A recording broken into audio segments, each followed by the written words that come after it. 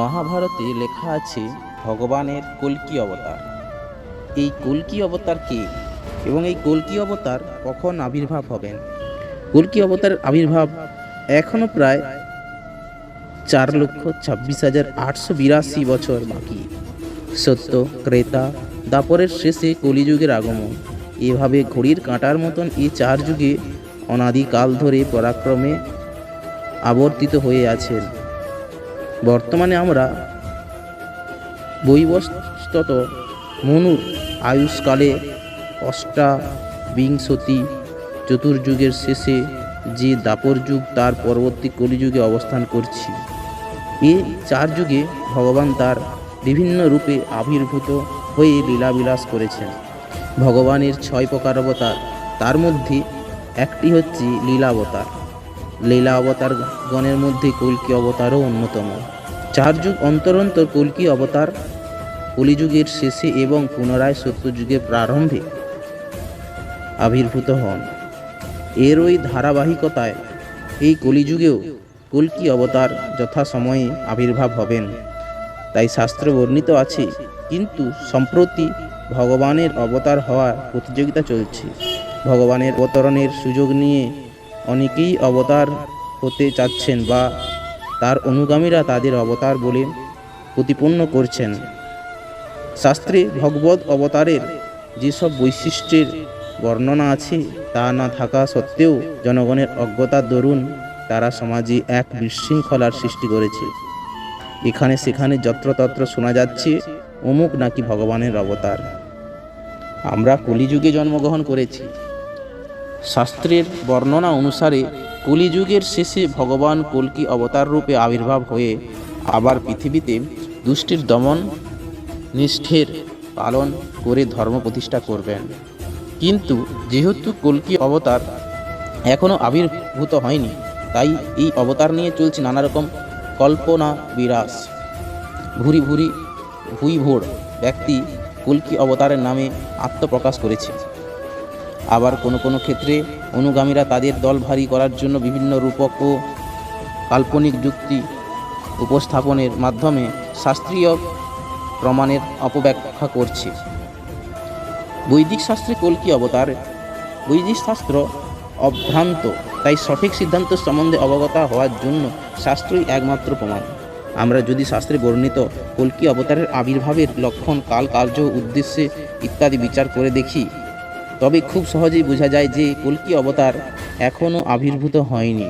তাই শাস্ত্র প্রমাণের আলোকে যদি প্রমাণ করা যায় যে কল্কি অবতার এখনও আবির্ভূত হয়নি, তাহলে তথাকথিত ভুইভোর কল্কি অবতারদের আলাদা আলাদা করে মিথ্যা প্রমাণ করার কোনো প্রয়োজন হবে না। কোনো সত্যকে মিথ্যা প্রমাণিত করার জন্য সত্য প্রতিষ্ঠা করা আবশ্যক। অন্ধকারকে দূর করার জন্য যেমন আলো প্রজ্বলন করতে হয়, ঠিক তেমনই অসিদ্ধান্ত রূপ অন্ধকারকে দূরীভূত করার জন্য সুসিদ্ধান্তই আলোক প্রজ্বলনের আবশ্যক। তাই ধারাবাহিকভাবে কল্কি অবতার সম্বন্ধে বিভিন্ন গুরুত্বপূর্ণ শাস্ত্রীয় প্রমাণ। ভগবান বিভিন্ন যুগে ভিন্ন ভিন্ন রূপে এই জন্য আবির্ভূত হন। শ্রীমদ্ ভাগবত গীতায় পরমেশ্বর ভগবান শ্রীকৃষ্ণ বলেছেন, যদা যদা হি ধর্মস্য গ্লানি ভবতি ভারত অভ্যুত্থানম ধর্মস্য তদাস্মনং সৃজাম্যহং পরিত্রাণায় সাধুনং বিনাশায় চ স্কৃতম ধর্ম সংস্থাপনার্থায় সম্ভবানি যুগে যুগে। এর অর্থ, ভারত যখনই ধর্মের অধঃপতন হয় এবং অধর্মের অত্যুত্থান হয়, তখন আমি নিজেকে প্রকাশ করে অবতীর্ণ হই সাধুদের পরিত্রাণ ও দুষ্কৃতকারীদের বিনাশ করার জন্য, আর ধর্ম সংস্থাপনের জন্য আমি যুগে যুগে অবতীর্ণ হই। এই শ্লোকে ভগবানের আবির্ভাবের 3টি কারণ বর্ণনা করা হয়েছে। এক, সাধুদের পরিত্রাণ করার জন্য। দ্বিতীয়ত, ভগবদ্মুখ আসুতিক ব্যক্তিদের বিনাশ, এবং তৃতীয়ত, ধর্ম পুনঃপ্রতিষ্ঠা করার জন্য। কল্কি অবতারের আবির্ভাব কাল শ্রীমদ্ ভাগবতে বর্ণনা করা হয়েছে। পূর্বলিখিত এ সমস্ত অবতারেরা হচ্ছেন ভগবানের অংশ বা কলা অবতার, কিন্তু শ্রীকৃষ্ণ হচ্ছেন পরমেশ্বর ভগবান স্বয়ং। যখন নাস্তিকদের অত্যাচার বেড়ে যায় তখন আস্তিকদের রক্ষা করার জন্য ভগবান ধরাধামে অবতীর্ণ হয়। কলিযুগের অন্তর্গত 10,000 বছর সমন্বিত স্বর্ণযুগ সমাপ্ত হবার প্রাক্কালে জড়া প্রকৃতির নিকৃষ্ট গুণগুলো এত শক্তিশালী হয়ে উঠেছে যে এর ফলশ্রুতিতে মানুষ পারমার্থিক কার্য সম্পাদনে আগ্রহ হারিয়ে ফেলেছে। তখন সকলেই ভগবদ্বিমুখ হয়ে পড়বে। তখন সেই সকল সাধু মহাত্মগণ পৃথিবীতে অবস্থান করবেন, তারা বিভিন্ন চারিত্রিক বৈশিষ্ট্য তথা গুণাবলীতে সাধারণ লোকেদের চেয়ে ভিন্ন হবেন। তখন তাদের নিয়ে ঠাট্টা বা বিদ্রূপ করা হবে এবং শহরে যেভাবে খেলার জন্য পশু শিকার হয় ঠিক সেভাবে তাদের শিকার করা হবে। তখন তারা অস্তিত্ব রক্ষার জন্য গুহা বা পাহাড়ের চূড়ায় আশ্রয় নেবে অথবা তাদের পার্থিব অস্তিত্ব থেকে নিবৃত্ত হবে। এমনকি তারা একসময় পুণ্যভূমি ভারতবর্ষ ত্যাগ করবে। কল্কি পুরাণে বিষ্ণু যশ বলেছেন, সাধুদের প্রতি ঈর্ষাপরায়ণ এবং ধর্মীয় নীতিসমূহের বিনাশ সাধনকারী কলির দ্বারা তাড়িত হয়ে বর্তমানে ধার্মিক ব্রাহ্মণগণ ভারতবর্ষের শেষে তথাকথিত সাধু এবং উচ্চতর 3 বর্ণের সম্ভ্রান্ত বর্ণের গিয়েও ভগবানের কথা আলোচনা হবে না। এবং যখন রাষ্ট্রের শাসন ব্যবস্থা জনসাধারণ কর্তৃক নির্বাচিত শূদ্র অথবা তার থেকেও নিকৃষ্ট স্তরের মানুষের হাতে ন্যস্ত হবে এবং যখন স্বাহা সাধা সবট ইত্যাদি বৈদিক মন্ত্র আর শোনা যাবে না, তখন ভগবান পরম দণ্ডতারূপে আবির্ভাব হবেন। শ্রীমদ্ ভাগবত। এভাবে ভগবত ভক্তিতে উন্নত প্রকৃত সাধুগণ পৃথিবী থেকে বিদায় নেবে। ঠিক তখনই কলিযুগের তমসাচ্ছন্ন প্রভাব বিস্তার লাভ করবে। কালক্রমে পরিস্থিতি এতই ভয়াবহ হবে যে এই পৃথিবী তখন একটা নরকে পরিণত হবে। সেখানে মানুষ কেবল দুঃখ পাওয়ার জন্যই জন্মগ্রহণ করবে। সরকার এবং পুলিশ উভয়ই দুর্নীতিগ্রস্ত হবে। তাদের কোনো ভালো মন্দ বিচারবোধ থাকবে না। রাষ্ট্রের সমাধান নাগরিকদের কোনো সুরক্ষা দেওয়ার ব্যবস্থা থাকবে না। তারা বিভিন্ন অরাজকতার শিকার হবে, কিন্তু তাদের করণীয় কিছু থাকবে না। এতে অন্যের সাথে যুদ্ধে লিপ্ত হবে। পৃথিবীটা তখন একটা যুদ্ধ ও সংঘাতের ক্ষেত্র হয়ে উঠবে। কিন্তু এখানে ভারতবর্ষ থেকে সাধুরা বিতাড়িত হয়নি, যদিও ক্রমে ক্রমে কলিযুগের লক্ষ্যসমূহ প্রকাশিত হচ্ছে। তারপর দ্বাবিংশ অবতারে যুগ সন্ধিকালে অর্থাৎ কলিযুগের অন্তে নৃপতিরা যখন দস্যু প্রায় হয়ে যাবে, তখন ভগবান কল্কি অবতার নামে বিষ্ণু যশ নামক ব্রাহ্মণের পুত্ররূপে অবতার হবেন। শিল প্রভুপাদ উক্ত শ্লোকে তাৎপর্য লিখেছেন। এখানে ভগবান কল্কি অবতারের আবির্ভাব সম্বন্ধে বাণী করা হয়েছে। তিনি যুদ্ধ সন্ধ্যায় অর্থাৎ কলিযুগের শেষ এবং সত্যযুগের শুরু, এই 2 যুগের দেয়ালপঞ্জির মাসের মতো সত্য, ক্রেতা, দাপর, কলি এই 4টি যুগ আবর্তিত হয়। এই কলিযুগের স্থায়িত্ব হচ্ছে 4,32,000 বছর। তার মধ্যে কুরুক্ষেত্রের যুদ্ধের পর পরীক্ষিত মহারাজের রাজত্বকালে শুরুর থেকে 5,000 বছর গত হয়েছে। সুতরাং কলিযুগের আরও 4,27,000 বছর বাকি রয়েছে। সেই সময়ের পর কল্কি অবতারের আবির্ভাব হবে।